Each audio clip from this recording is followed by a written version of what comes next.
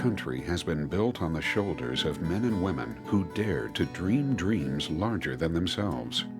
Dreams that would transform and enhance the lives of hundreds and thousands of people. Without such vision, there is never a chance to do magnificent work. Lena Holston Pope was such a visionary. Born in 1881 in rural Louisiana, the seventh of 11 children, she married Ewell Pope and eventually moved with Pope to Houston. Son Conrad was born, and life was full. The story is told that as Christmas 1914 neared, young Conrad became fascinated with building mansions. On Christmas Day, young Pope lay dying from diphtheria. Leaning to him, his mother sobbed, "You are all we have. What could Mother and Daddy do without you?" Between coughs, Conrad told her, "Hundreds of little children need you and my good Daddy. I see a big mansion out beyond the blue. It's going to be a big mansion. You must fill it with children." No one can say who birthed the vision, the mother or the young son who lay dying, and whether the vision was born above or in the heart of a woman troubled by the grief at personal loss and opportunity of service to children. What we can say is that Lena Pope decided to give her life to the fulfillment of this vision, saving the lives of thousands of children, nurturing them to adulthood, and transforming their lives forever. Over the next years, with an unsurpassed tenacity and the generosity of Fort Worth citizens, Lena Pope built a mansion called Lena Pope Home. She would enlist the help of Broadway Baptist Church and the 200 women of its Martha Sunday School class. The church was already housing 12 homeless children in its basement, and class members agreed that these children needed a home. The church continued to play a role in the lives of these children as they were bused to Broadway services for many years, sitting together in a section of the church's sanctuary. Broadway Baptist Church played a big part in my life and in the life of the people, of the children at the home, because every Sunday morning we got on that bus and went over to Broadway, and every Sunday night we got on that bus and went to Broadway Baptist. I got to learn about God, and He's still in my life because of her. It made me a better person. My fondest memories of Lena Pope was I remember her going to church with us, and I remember her sitting behind me one Sunday, and I remember walking with her. She'd take walks with us around here at the home and walking with her, and she'd teach us, the song about the Lena Pope home. Hail, hail, the gang's all here, right behind the Lena Pope, right behind the Lena Pope. Hail, hail, the gang's all here, right behind the Lena Pope home. Alligator, alligator, alligator R, who in the, I want to say thunder, do you think you are? We're all right. We're okay. We're from the Lena Pope home. Yay! Lena Pope realized quickly that she would need help in the broader community as she fulfilled her dreams.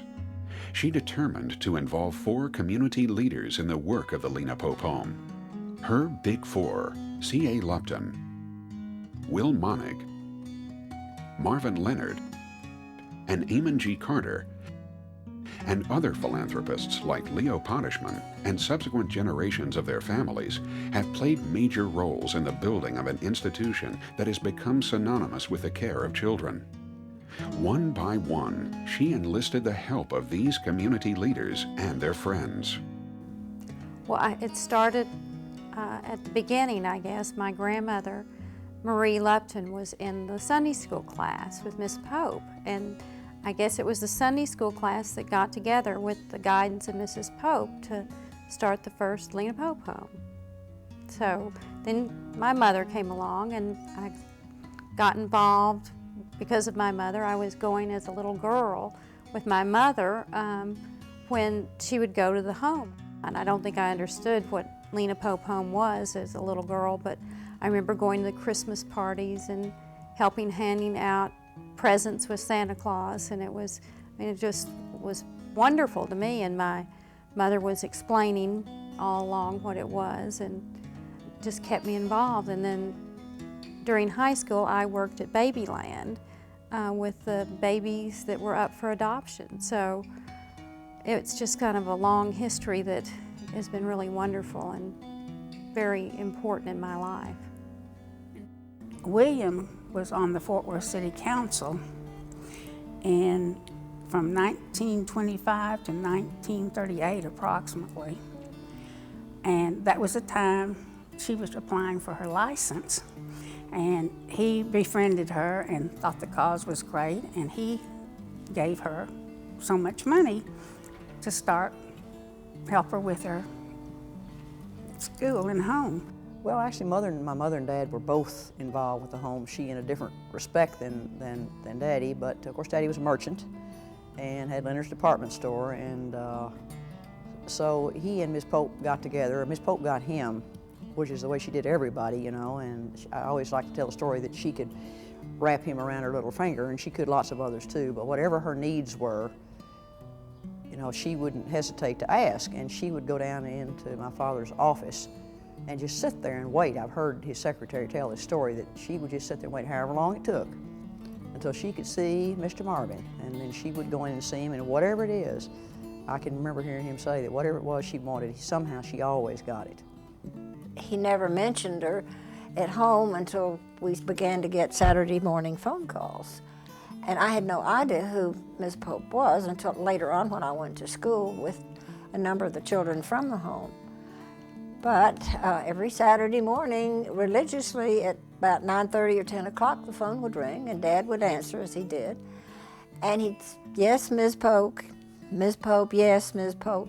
I never heard him say no to her. And I have no idea what her questions were, but that would continue. And big gaps of silence, yes, Mrs. Pope. And he never lost his temper or anything like that. And finally, they would hang up. And he would absolutely explode. And leaving out any noises he made or anything like that. He was not given to blasphemy, but he would say, just damn it, that woman would drive any man to drink. She would frequently call in the middle of the night. Fortunately, we were pretty young in those days, and it didn't bother us too much, because you might be asleep at midnight. But if those children, if they had a problem, you heard from her. She knew how to get help. She was an excellent, strong lady who was very dedicated to helping children, and we're all grateful for her.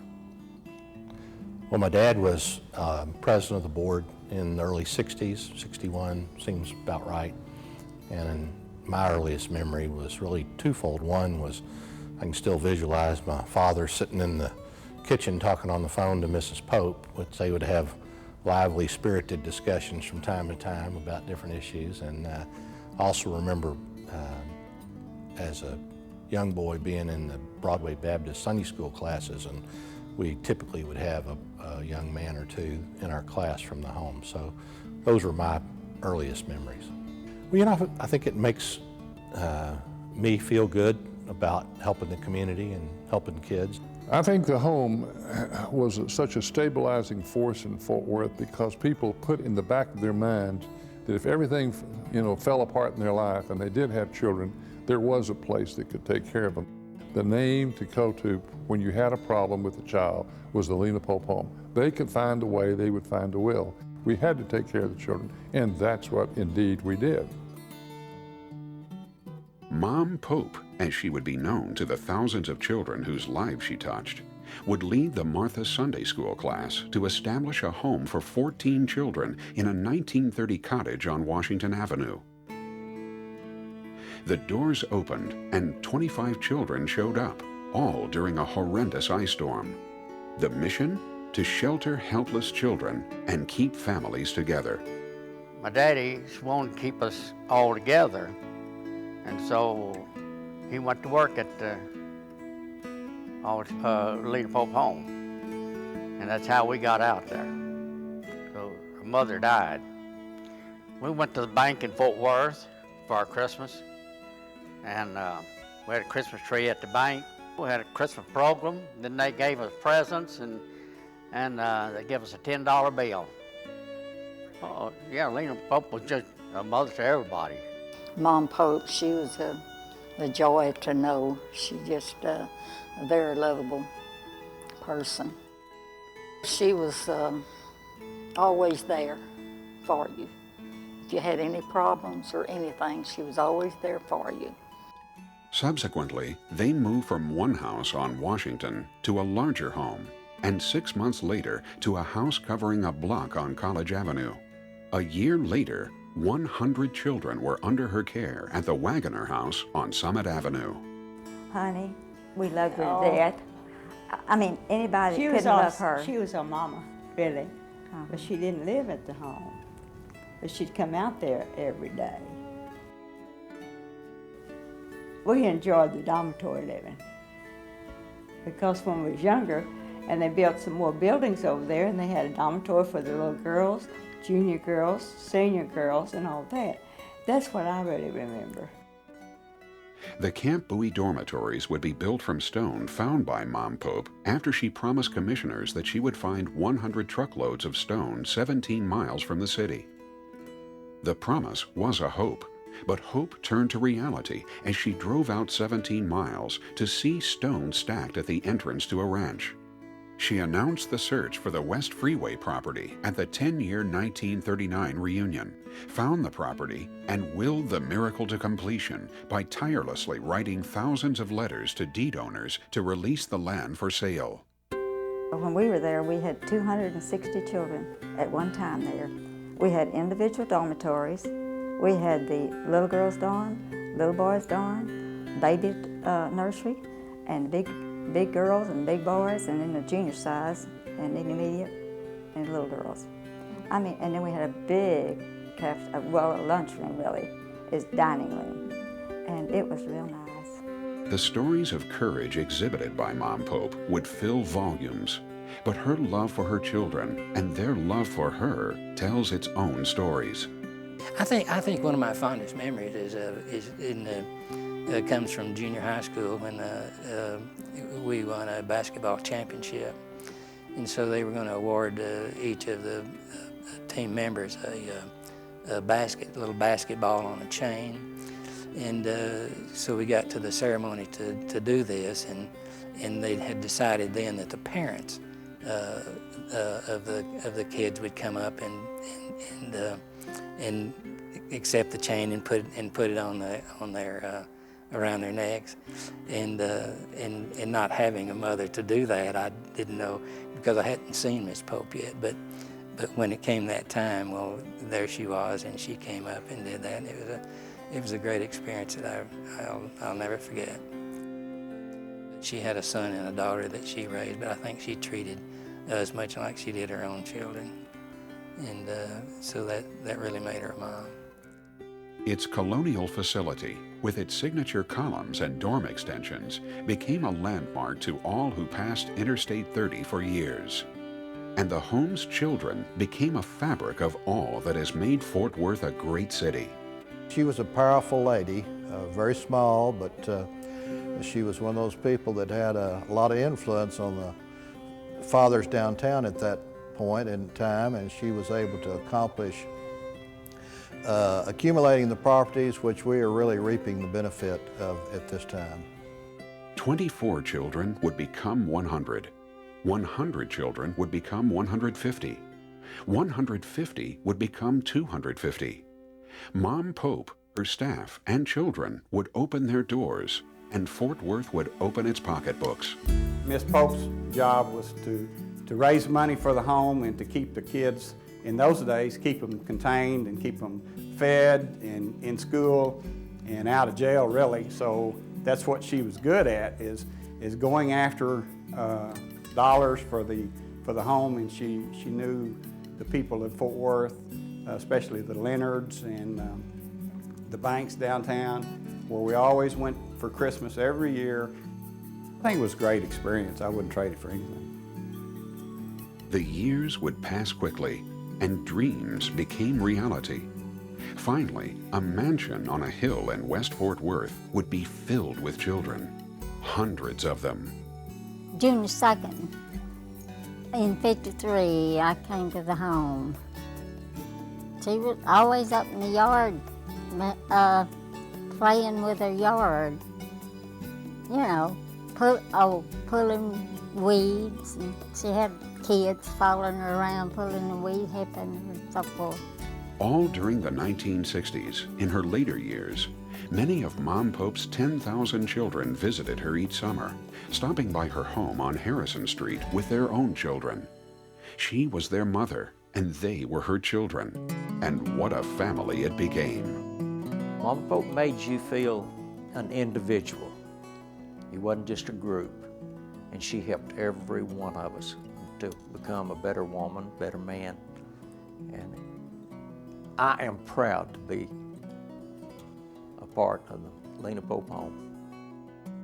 Since 1930, Mom Pope had set high expectations of the children who sought assistance from the home. Countless young lives learned a value system and a sense of personal responsibility thanks to those standards established so long ago. We came to Lena Pope home and it was a house. And there were girls and they were eating and they were a family. And so I asked my caseworker, I told her that that's what I wanted. And I had graduated this program in Waco, so I was wanting something. They wanted to help me feel good about myself, and that's what I wanted. I wanted a home, a real house. They made me feel like a real person, and I loved it. Under a succession of executive directors to include son Howard, J. Leland Hacker, Alice Dement, and Ted Blevins, the home has continued to evolve, maintaining its mission to help children. What I've come to know about the past board members and the staff that came before me and the generations that have followed is that their commitment is to be child-centered and family-centered. And that's been clear in their daily decisions as well as their policy directions. From Mom Pope's mansion, the home has transitioned in its 75-year history to embrace the latest in foster care, educational programs in collaboration with Tarrant County school districts, family preservation, and Heart Gallery adoptions. The Lena Pope Home is recognized as a leader for serving children and families. I had a lot of brothers and sisters who were from families, broken families, and we lived there 24 hours a day, 24/7. And now it's different. We have foster programs, which gives the children more of an opportunity to really enjoy and experience a family life. And that's been the biggest change that I've seen. It is not enough to equip our youth with an education, job skills, and rehabilitation. The home must also teach the values of integrity, personal responsibility, and fairness. For me, after I graduated and left, I was really kind of scared of how I was going to make it through college and everything. But as it turns out, for my 4 years of college, Lena Pope Home was they were kind of like grandparents. They played that role in my life because whenever I needed something or, you know, like I had books or my car broke down, which it did, and I could always call the people at Lena Pope. I had a couple of different ladies I could call and say, oh my gosh, I don't know what to do. Sometimes they would just say, well, maybe you should try to do this, or maybe you should try to do that. And it's almost as if the advice that they gave sometimes was more important than, you know, money or anything. Teaching good citizenship through encouraging community service has enabled us to develop better citizens who understand the value of giving back to their communities. They showed me a different way to live, and a different way so that now I can teach my son, you know, the kind of person I'd like him to be and the kind of person I want to be. And I never forgot Lena Pope Home. I mean, because I've been involved with people in lots of different professions while I was up north, and lots of people in child care. And the horrid stories they tell me about, you know, the things that they witnessed and stuff like that, and I'd say, if they only had a Lena Pope Home program. The legacy of the home still is the same. It's about taking care of kids and families. And I think that's the part that makes me the proudest to be involved with Lena Pope Home, is that legacy lives on today. There's so many kids, and no matter where they